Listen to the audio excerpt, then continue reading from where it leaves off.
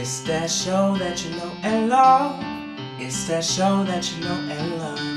It's that show that you remix. It's that show that you know and love. It's that show that you know and love. It's that show that you know and love. It's Black and Educated with Jay. What's up? Yo, my God. Yo, Megan Thee Stallion is stuck in my goddamn head. I'm a hot girl. I do hot shit. Spend this income on my outfit. I fucking wish. Hey guys, it is Jay London. I am piecing in, y'all. How are you guys doing? How are you guys feeling? Give me the energy. Give me. You got? I've had those before. It's okay. Hemorrhoids are gonna clear. You're good. It's fine. But y'all, welcome to Black and Educated. I'm Jay. I talk about all the things that you don't want to talk about, crazy topics, different cases, different type of histories, whatever you guys want. If you have a secret on your chest that you want to let out, you can email me, baeincorporations. I have all my info down below. Or you can comment down below and I'll make sure I reach out to you, okay? 2 things before we get started. If you guys noticed, my last video is popping off. Thank you guys. Thank you. You guys are doing your thing. The comments are crazy though, y'all. This is like my first swarm of like, what, negative comments you can say? I did change the name from Nazi to fascist oppressive group. I don't know if you noticed that. Just because I didn't want to offend any of the Jewish community or anyone that might have a negative offense to that word. So my apologies there. But I said what I said. If you guys are new to the London fam, please make sure you guys subscribe. If you have anybody you want me to talk about, just communicate with me. I got you, okay? I know I got a lot of new followers these past 2 days, so hi guys. London fam, you already know what it is. What's up? Got trouble, having a cup, goddamn. Go grab a shot of vodka, go grab a glass of wine, a cup of coffee. I did wait a little bit until later in the afternoon. Or if you need some essence, go grab some essence. I ain't judging, okay? Y'all, real quick.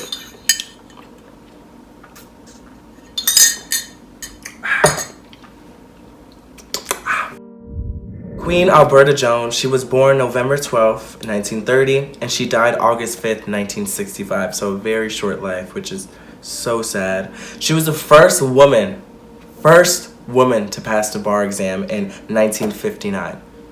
I think that's crazy. Like that's wow. The first woman, like I have chills, y'all, to pass the bar exam.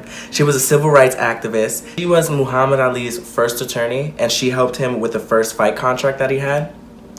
And I want you guys to remember that, okay? Muhammad Ali, just remember that affiliation. Okay. And she was a member of the NAACP. She helped many African Americans get registered. She graduated 3rd in her class at University of Louisville and 4th in her class at Howard University, which is amazing. She was so smart and she wanted to change. This is why we gotta talk about her, okay? This is why her name and her face needs to be everywhere. She intimidated a lot of people because she was a woman and a black woman at that. And she knew what she wanted. She was a pioneer. She was a leader. She didn't follow nobody. And if you notice, a lot of people who are leaders and a lot of people who know what they want, sometimes people will be like, no, that's just a little too ambitious, or they kind of get a little scared. What happens when you're scared of something? You denounce it. You say you're doing too much. But she was the type of person that said, no, you're doing too little. And I love that. I love that energy. That energy, that attitude, like I know what I want, I know where I'm going. It's the energy that everybody should have, y'all, okay? And not a lot of people have that. Not a lot of people know what they want to do in life. So at that time, seeing such a confident woman, first woman to pass the bar exam, you know she's gonna make some trouble in a good way. You know she's gonna make some noise in a good way. And you could only imagine how many people didn't like that. She was famously quoted saying, I always had 2 strikes against me. I'm a woman, and I'm a Negro. But I've seen people strike out home runs with that 1 strike that they had left. Y'all, let me tell you, when I heard that, all my hairs are standing. When I heard that, I immediately started like just crying. I got so emotional. My sister was like, what's for breakfast? I was like, tears, bitch. But Because growing up, I remember so many people would be like, you're black, you're fat, and you're gay. Before I even knew I was gay. So, and that always clicks with me, and that's always there. Like, people I love would tell me this, and I'm like, that don't mean nothing. I'm still gonna accomplish so much. I'm still gonna do so much. So, for Alberta to famously have this quote, you know, and it's something I needed, and it's something that's very true. It's the motivational force. It's, you know, something that some people can hear that and they'll just crumble. But I think we heard that and we rose. And we said, no, we're gonna prove you wrong. Which is amazing, you know. Let's get into the night she passed. So she had an older sister named Flora, who is she's in her 80s right now. Shout out to you, Queen. But they were very, very close. Even though they were 5 years apart, they would talk every single day through the phone. Alberta lived with her mom in Louisville. So the night she passed, she was 34, very young. She was called over by a friend who was facing a lawsuit, and the friend asked her, hey, can you come over my place and just go over these paperwork for me? It was super late at night though, super late. And she was like, I don't think I can find anything for you. Like, it's super late. I don't know why you want me to go over at this time. And the friend said, it's all through Flora's account, wow, it seems like you've changed since you've gotten your status. She's a loyal friend, so she was like, you know what, I'm gonna go. Now, remember, she ended up hanging up and she called her sister and explained everything to her sister. At the same time, Alberta was reading something about JFK's death, because this was around the same time. She tells her sister, you know what, I hope I'm not assassinated, before hanging up. And her sister said, you're not the president. Then she goes to the friend's house. And at this time, she was driving a rental. It was a Ford rental because her car was in the shop. So witnesses say that they saw 3 men pull out a body from a trunk and throw it over the bridge. This is in the 1950s, there's no cameras or nothing, so witnesses are everything, you know? Her body was found in the Ohio River, and the theory is that she was thrown over the Sherman-Minton Bridge in Kentucky. She was giving hope to people for change. And people didn't like that. Y'all, Representative Daryl Owens, who shared an office with her around this time, he said that she was a very prominent person in the community. At the time, she was a prosecutor for domestic relations. She was a dynamite. She was a great public speaker. Beautiful, beautiful, positive things. He doesn't understand why or who would kill her.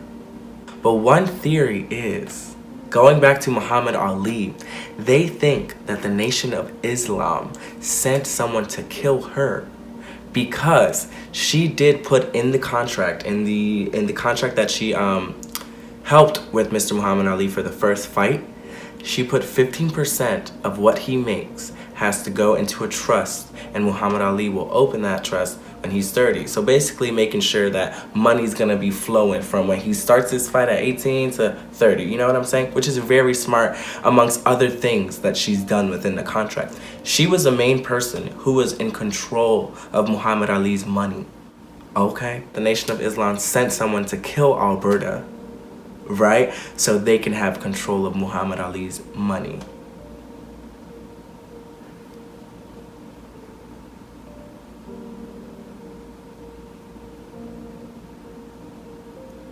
Ain't that crazy? Nation of Islam, I ain't saying you shady or nothing. Like, I don't know. You know, I don't know, so don't kill me. Let's just cut. Hello? He gonna come on? Yeah, because I'm on the Nation of Islam right now, and it's gonna be way better, you know. Psst. Psst. Psst. Hey. What time did my segment start? Nat. Hey! How y'all doing? How y'all doing? It is Professor Santos up in here, giving you good energy. Not drinking, because I don't do that. Open up your textbooks. You already called me right-handed. It's cool. But On the real, y'all, I really do want to teach you something that I actually really love that I learned about, and I want you guys to learn about it. So let's just dive in, okay? Today I'm gonna talk about the Emmett Till Unsolved Civil Rights Crime Act, okay? I know that's a mouthful. So y'all, this act allows cold cases of suspected violent crimes committed against African Americans before 1970 to be reopened. The U.S. Senate passed the legislation on September 24th, 2008 by unanimous consent, which I love, so everyone agreed. And President George W. Bush signed the bill into law on October 7th.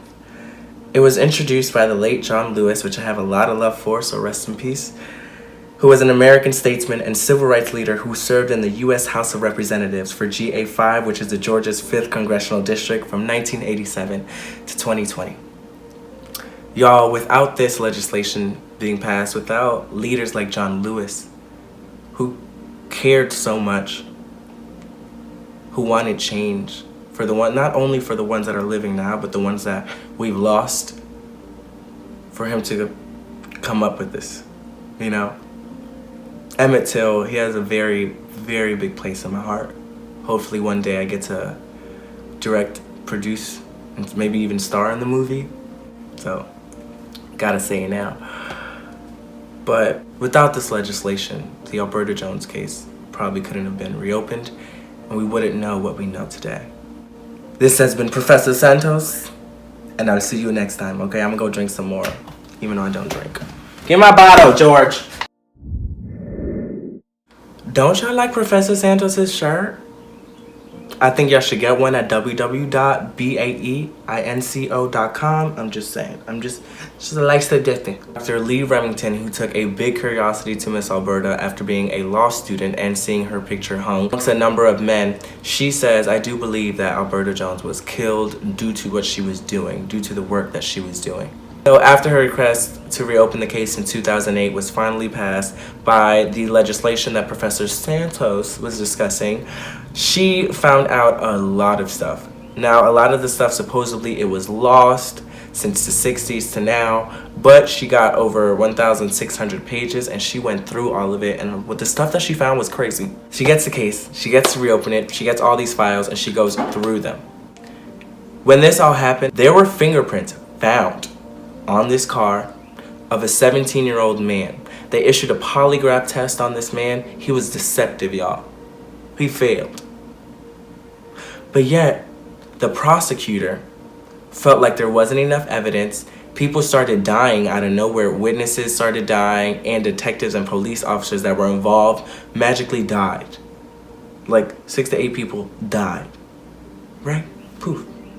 So, if people die, witnesses back in the time, which are technically like their cameras, if they die, you have no case.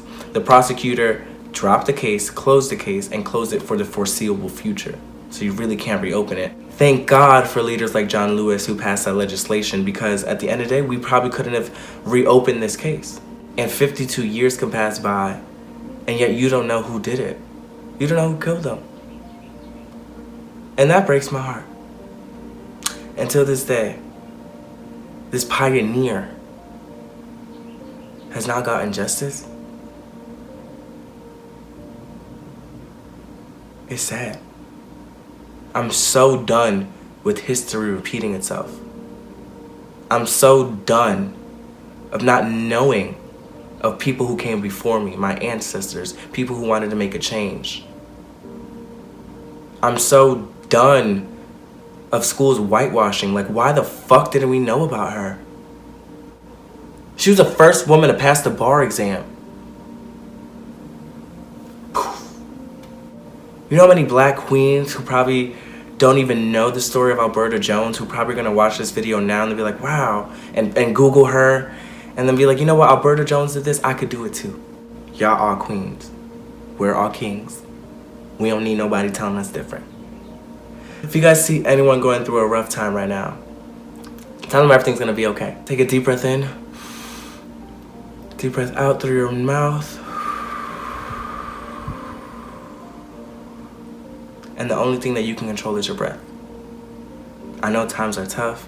I know sometimes my cases either make you sad or happy. You know, hopefully I didn't change your mood. But y'all, I'll see you guys soon. Bye.